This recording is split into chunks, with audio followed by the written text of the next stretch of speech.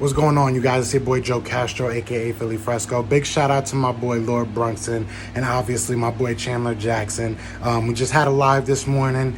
Just went live around like 7 o'clock in the morning, so you know what I'm saying? I got my coffee and everything, but you know, able to put it on my channel, so definitely check it out. Let me know what y'all think. Hit that subscribe button if you loving it, man.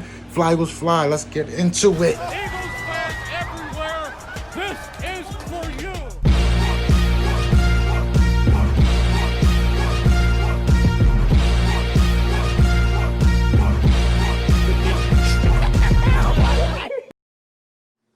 What's up, man? It's your boy, Lord Brunson, back at you with the back at you.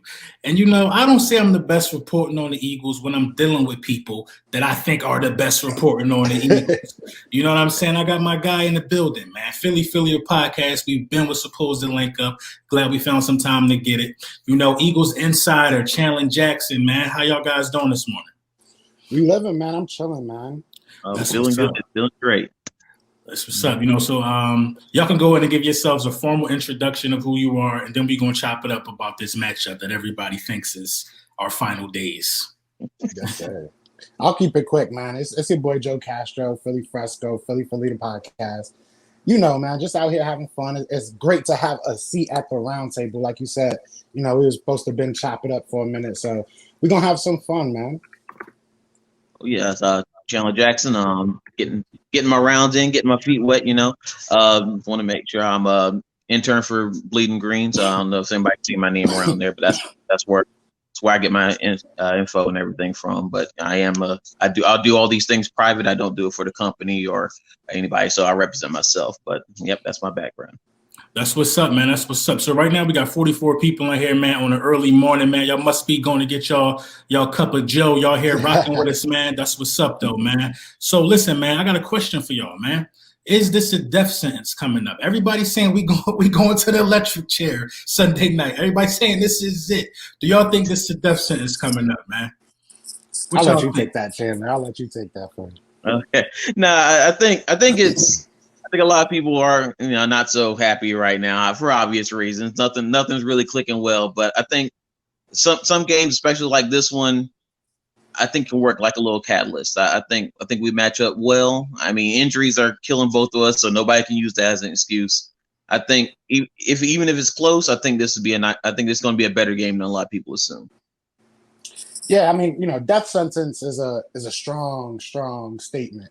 You know, listen, it feels like we're 0-3, you know what I'm saying? For all intents and purposes, we are 0-3. But as far as that 0-2 or 0-3 stat goes, we are not 0-3. We are 0-2-1. So I was saying yesterday on the Niners channel, is like, if we win this game, no, we're not 2-2. But with the way that our division's working, we basically are. We're right back in the thick of it. If we have a good showing, Nick Mullens isn't a bum. So, you know, it could show us some stuff about our defense. We just need to wake up. I don't think it's a death sentence. If we lose, obviously it's not going to be a good feeling, but I wouldn't go as far as a death sentence yet. Word. Oh, my guy, LT, man. Shout out to LT. He said, Dag, LB, you doing the Cali fam 5 a.m.?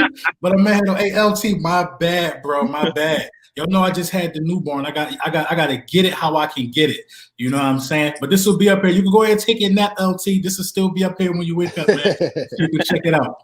You know, I don't feel like it's a death sentence at all. You see, I got this bad thing of, you know, sometimes underestimating the opponent because I feel like our team is that good.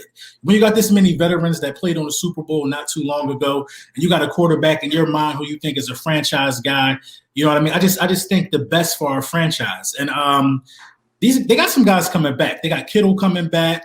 They got Deebo Samuels coming back.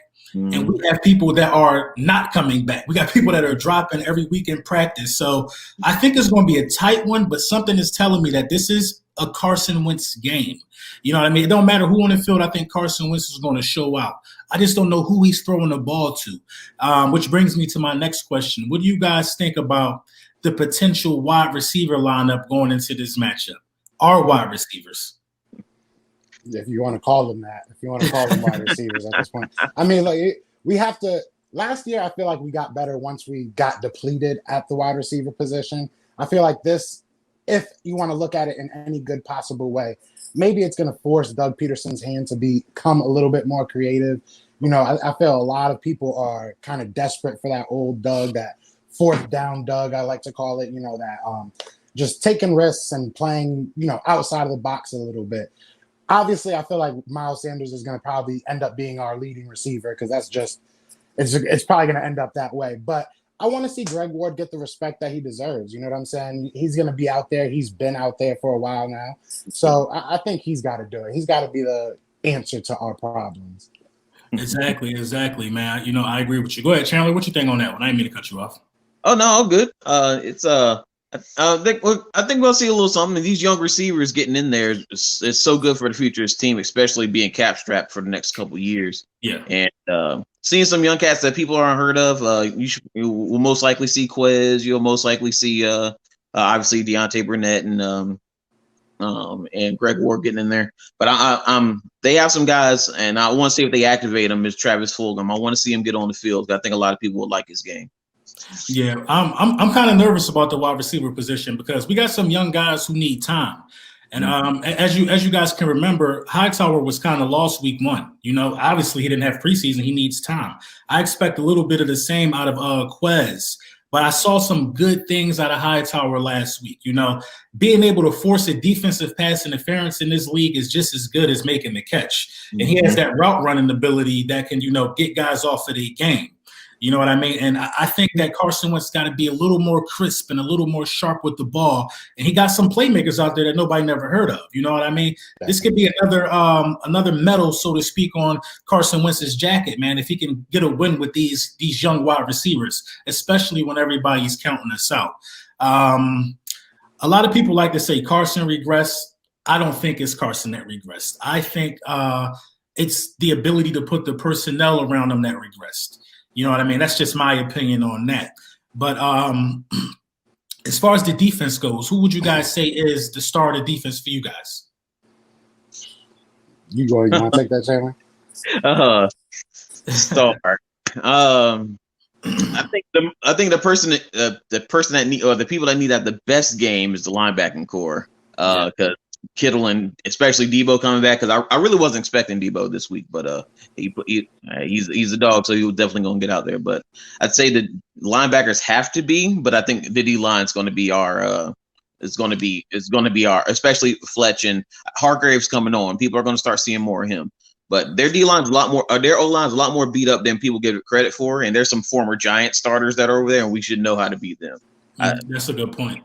The deal, I think it's going to be line as well. But to go off, just to not say the same thing, I have to say Slay then. You know, if our D-line can hold down that run game and we can take away the play action, we're going to need big play Slay to be kind of all over the field because we don't have Avante. We don't have Trevor Williams, even though we don't really know what Trevor Williams is other than the Jordan Matthews of our defense lately. Yeah.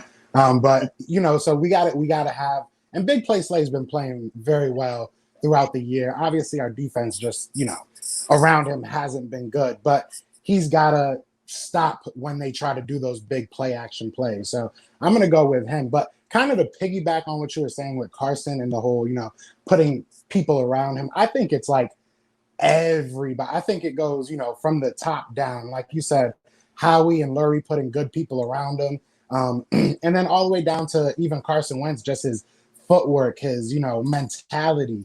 I think last game was a really good game to see just him running around and, you know, creating plays with his feet and, you know, what we're used to seeing. But I can't remember who exactly it was that said it, but they said the difference between when he was younger, when we first saw him and the athleticism we saw then and now is that back then he was running to create plays. Right now he's running for his life. So, you know, it's going to be a battle of the lines. We need our offensive line and our defensive line to be all pro and Hall of Famers like, you know, we have on their lines.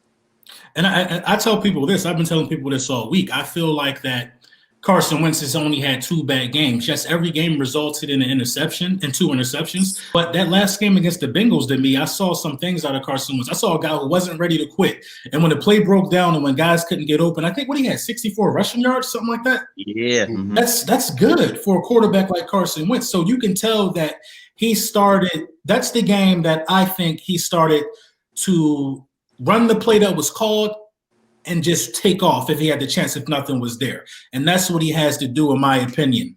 The defensive line, I think the defensive line has actually been playing pretty well. So, I watched the Giants in the 49ers game last week. The 49ers didn't get a lot of pressure at all. That guy was throwing from a clean pocket a lot, and any backup can hit the side of a barn from a clean pocket. Come on, listen, our town is built a statue for a backup throwing in a clean pocket. You know what I'm saying? So I think we'll get a little more pressure on him. We'll rattle him. Hopefully, guys, I'm going to cross my fingers. Hopefully we get an interception this week. Jesus I know, Christ. right? Can I get an interception out of this, man? Imagine. I think You know what I mean? Did. Yeah, Nick Mullens is one of those guys. He doesn't throw people open. He throws to open people. So, we have to just, like you said, we have to stick on this guy. We got to make sure that he remembers he's a backup. Exactly. And, I wouldn't mind a couple of Malik Jackson hits that he put on Burrow. I wouldn't mind one or two of those. You know what I'm saying? Listen, if they throw the flag and the dude don't get hurt, it ain't dirty in my opinion. You know what I mean? I wouldn't mind a couple of those, man. But how big of a factor do you guys think Kittle will be? Because Kittle coming back is a good thing, and I'll explain why after you guys answer this. Look, our linebackers suck. Go ahead, Chandler. I feel like he's coming back, so I think they're going to get some early work in him and see how he reacts and everything. But also, you miss some time on the field, especially as much time as he missed. I think you're susceptible to a couple pops. So I think if we get some hits on him, especially TJ, because I know he can lay a hammer or two. Kittle, I think they're going to try to get him going early. So if we just stop a couple of those crossers and mid robbers or mid robber type plays, we can kind of throw him off of his rhythm. Not to mention Mullens doesn't have much time with him either, except for this week when he had some limited practice early and then some full practice late. So I think we can knock them off a little bit. Mm-hmm. Yeah, I mean, he's probably the one person that scares me. Like I said, I'm sure it's all in the comments too, man. Our linebackers are basura. Our linebackers have been very, very bad this year, especially Nate Gary. And I'm sure because he's been so bad and because Jim Schwartz doesn't seem to really think things through, I'm sure he's going to be covering him the whole time. Like Chandler said, though, we have to run different concepts. We can't run man all day. If we run man on this team, we are going to get smoked. So, there are things that we can do to, like he said, slow down and try and contain Kittle. But it really comes down to what they're going to use him as. If they want him to get 10 catches and 200 yards, they can force feed him. And I don't see us really stopping him. You know what I'm saying? To be honest. So, he scares me. But you got to hope that, like he said, he has a little bit of rust on him. And maybe they're just, connecting. But this has to be the game everything works out. My thing with Kittle coming back, I say it's a good thing and a bad thing. It's a good thing because Zach Ertz ain't going to want to let that dude outplay him. I think you're going to see Zach Ertz's best game. Kittle I've been reading some things, Kittle kind of idolizes Zach Ertz. You know what I mean? Kittle talks very highly of Zach Ertz, and I think Zach Ertz is going to see that dude across the field, and Zach Ertz is going to want to prove that, hey, I'm the top dog in terms of wide receiver play goes. Tight end play goes. So I think it's a good thing. This is what scares me about Kittle coming back. Kittle blocks like an offensive lineman. And they run these crazy run concepts where it gets everybody confused. I looked at a run play that they ran last week 3 times and thought it was 3 different plays. It was just so confusing to me. So I'm like, listen, man, this guy can block. This guy can block edge rushers. So, it's up to these linebackers this week. Because your defensive end is going to contain most of the time, and they're going to just take that alley in between the contain, and so your linebackers got to fill that gap. And I haven't seen that out of our linebackers in 25,000 years. So something got to shake, man. You know what I mean? Because this is a must-win game. Yeah, I feel like they have with them, it's very rarely the player; it's mostly the play. They just have their schemes are crazy. I'll give that to their coach. Him and McVay, they didn't figure it out in the playoffs like Doug did, but everywhere else, it just seems like they're way more creative. Exactly, and Shanahan seems to be one of the only people, and this 49ers team seems to be one of the only teams right now that I hear of putting a lot of respect on Carson Wentz's name. They know that this is just a temporary thing. You know what I mean? They know that this dude could get back to, how he's supposed to be any game, and then it starts to roll from there. You know what I mean? But they're not taking us light, so we damn sure can't take them light in our situation. The division is trash. We're just going to keep it as plain as day. There's no coincidence that every team in the division is in the top 5 in turnovers. You know, five. You know, it's 5 teams in the top 5, and 4 teams are from our division. And you know, that's just mind blowing to me. That's the only thing saving us. So realistically, do you guys think we still can win this division? I think so. The only person that really has any type of shakeup or possible anything to do is Dallas. Like a lot of people are on us because we lost to Washington, and fair, but because that defense is serious. But Haskins is one of the few QBs playing worse than Carson Wentz is. Yeah, and they can't get that offense going either. One, because personnel, two, they don't have any offensive coaches on their staff. But anyway, it's so we don't and. Giants are just they're a train wreck right now. But Dallas is still they can have all the offensive pieces in the world, but that defense is absolute garbage. And well, that's why they keep getting lit up week by week.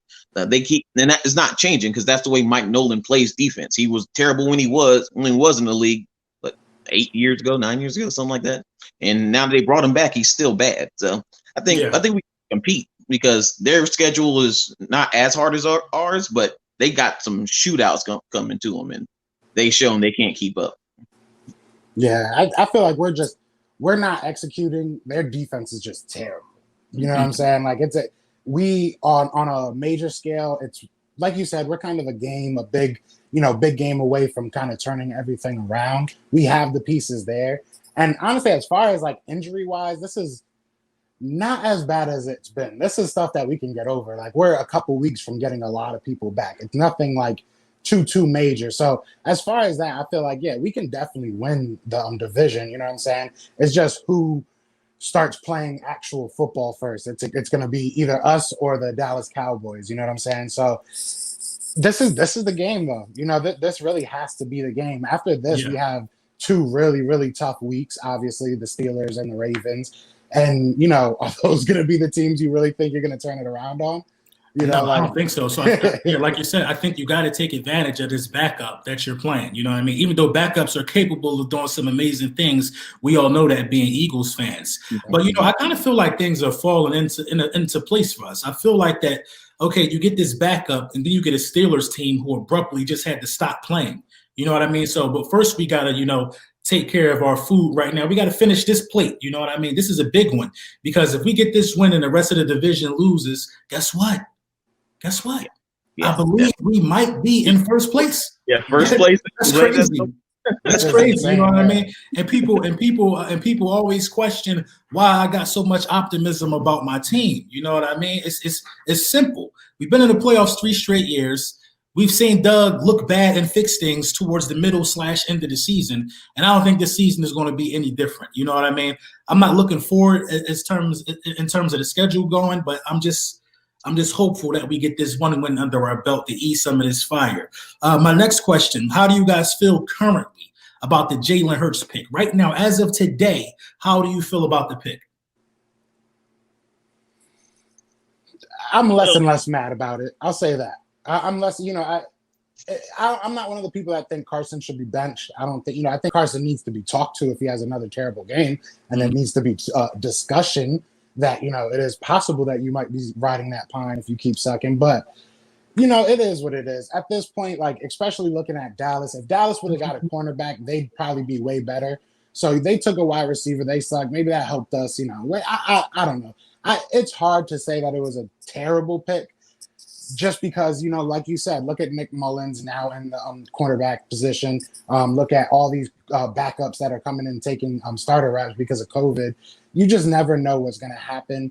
And, you know, our future looks a little bit more murky now with Carson Wentz. You know, obviously, like I said, I have faith that he can turn it around. But if he can't, you know, at least maybe we have somebody that can. And even on the gadget plays, he does a lot to take a lot of eyes away from, you know, the main players. Like if you look at the Rams game, you know, he takes eyes off of Miles Sanders, off of Zach Ertz. He just opens up the field. So if we put him in on more plays like that, I think we'll start seeing more value out of that pick. But I'm a little bit less upset, I guess I should say.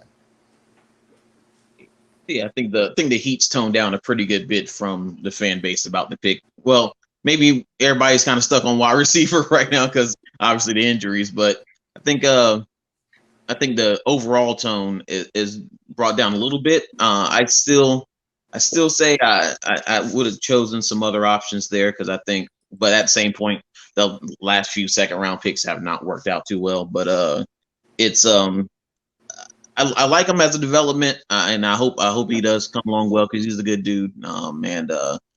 He has some tools to be able to get the ball downfield. Not to mention, there's a lot of older QBs in this league right now, so if we can pull off the same thing we did with Sam Bradford, that'd be even better. But I think the pick is it's not as crazy as it was back then, but right now there's more spotlight on that pick right now with all the injuries at wide receiver and cornerback.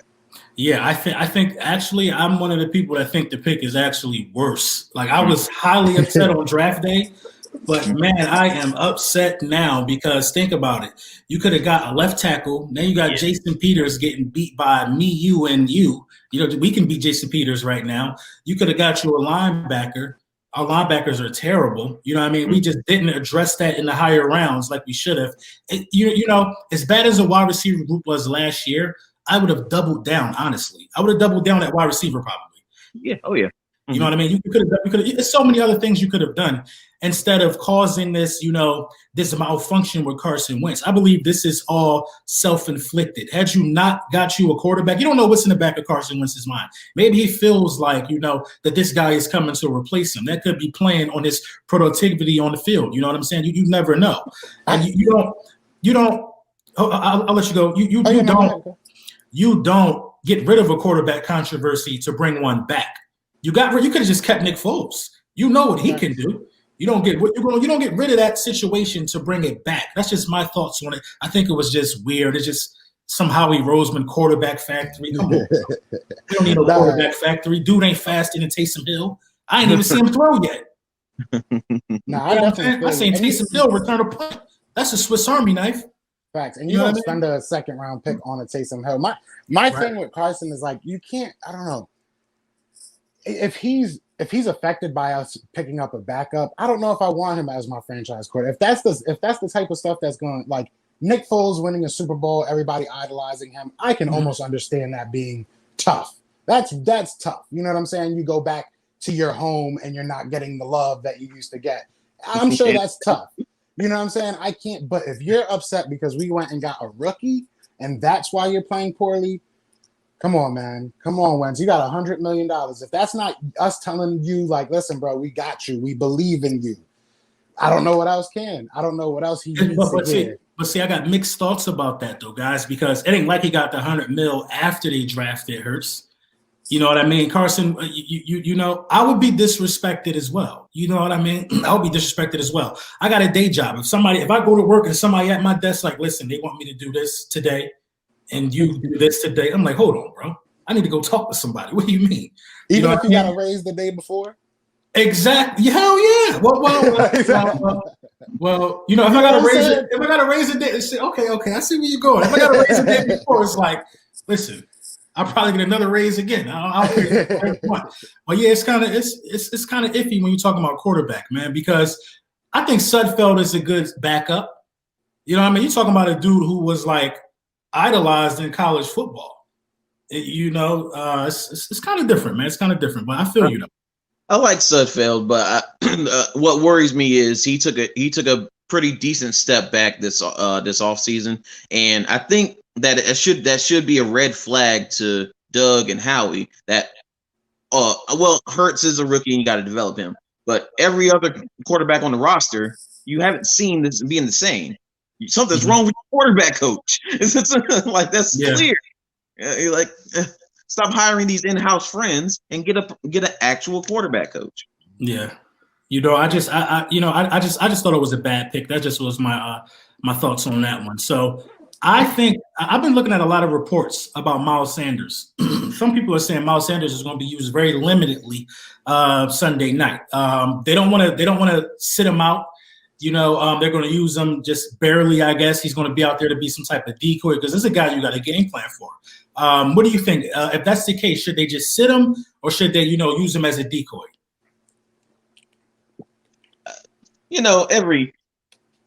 Week 2 we heard, okay, well, we're gonna take it back a little bit. He had the off season and missed a good bit, and then he has 20 some carries. Then after that, for week 3, you're like, we're gonna take him down a bit. He had some fatigue after the game. Then he had 18 carries. So I'm like, like Doug always plays this competitive advantage thing and all that stuff like that. And then I have zero worries about Miles' game. Not to mention he has to be a big factor in this game, definitely. But yeah, I feel like it's just that. I feel like it's a little bit of play on there, and not to mention he was full, like he missed. I think he missed, or he was limited one day of practice, and that was the first day of practice. He didn't fool every other day. I think the words about him being a little fatigued and all that, and glued injury and everything else. I feel like because he did get popped in the hip pretty well towards the end of that game, but I think the hit that they were describing was mid-second quarter or something. But I feel like it's a little bit of media play on that as well. Yeah, he's got to play. I mean, this game is so big for more than just Miles Sanders. Obviously, Carson, Doug Pederson, Schwartz. They're not going to let him sit. They need him out there. He's going to be a huge part of this offense. So even fantasy-wise, you should definitely be starting him. I don't see him being on any pitch count or anything like that. Exactly, I agree. I think you need him. I think you got to play him. I don't want to see anybody suiting up that ain't going to give 100%. That's just my thoughts on that. So before we get out of here, man, let's get some score predictions, man. And hold on, wait, before we get to the score predictions, I want you guys to make sure you guys sub all of these guys, man, both of these gentlemen, you know what I'm saying? I'll put the link to the description to their platforms where it need to be, you know what I'm saying? And we're going to make sure we keep this Eagle community, growing as it should be, man, you know what I mean? Sir. But let's get into some of these score predictions, man. What y'all think? I know a lot of people don't like to do score predictions. I do them all the time, and I'm like 60%. You know what I mean? I ain't the best, but I just give it how I see it, man. I just want to know what you guys think on that. There you go. I'm wrong more than half the time. So, but I said last night on the Niners channel, I said 24-17. I think our defense is going to wake up. I think that this is the game that we see a turnaround there. Jim Schwartz is going to have to be a lot more aggressive. So I'll go 24-17, and hopefully Wentz can have a good game and ball out a little bit. Okay. It's pretty crazy. I wrote down my prediction right before this, and I was like, I want to go 24-20, just because I like. Because Shanahan, you can never count him out as far as points, but Jim Schwartz does have a very good record against Shanahan, 5-1 if I'm not mistaken. I think, but you never discount a cheap field goal here and there, and I want to go 24-20 Eagles. Okay, I like 2017 for some reason. Okay. I feel like you're going to get some good use out of both kickers. I think both defenses are going to come to play. I feel like the Eagles could win this game by 3. You know what I mean? Being massive underdogs, and that's just who knows. But I don't care if you win by 1, half a point. This is we need to win this game. Definitely. So no ties. Exactly, no ties this week, man. No ties this week at all, man. But yo, man, I appreciate you guys for stopping by, man. Like I said, man, I'm gonna let everybody know where to find you guys at, man. You guys are some guys I watch a lot. I watch a lot of people, no matter the subscriber count. And, I work with whoever, man, that I feel like that could bring more to my game, and I could bring something to their game, man. So, like I said, I appreciate you guys getting up early with me, man, or me getting up early with y'all, or however y'all want to do it, however y'all want to call it, man. So, you know what I mean? If y'all got anything coming up, man, y'all can let the people know before we get out of here, man, and, we can keep it like that. Yeah, man, just check me out, Philly the podcast. I'm talking to Philly 500 right now. We should be working either Monday or Tuesday. Yeah, man, I'm just trying to make this happen, man. And shout out to my boy Chandler Jackson. Like he said, he's getting his feet wet, man, and I appreciate him. He's been a big supporter. So, but yeah, say what you want, man. Oh yeah, like that, I'm kind of working my way up. You'll start seeing me a little more here and there. I'll definitely send you the links and stuff. I'm getting going, and hey, you got to see me around a little bit more, and hopefully work together. Yeah, man. Yeah, make sure you send me them links, Chandler, man. With that being said, we out, man. Oh, yeah. And shout out to y'all, man, that been buying the breast cancer awareness shirts, man. I'm going to put the link to the description of that as well. I got one I'm on right here. You know, I'm pretty in pink, supporting breast cancer, man, awareness month, man. So shout out to y'all for that, man. You know, man, we out of here, man. Official video coming later. Y'all check these boys out later, man, and enjoy your morning. Tigers 5. Yes, sir. This is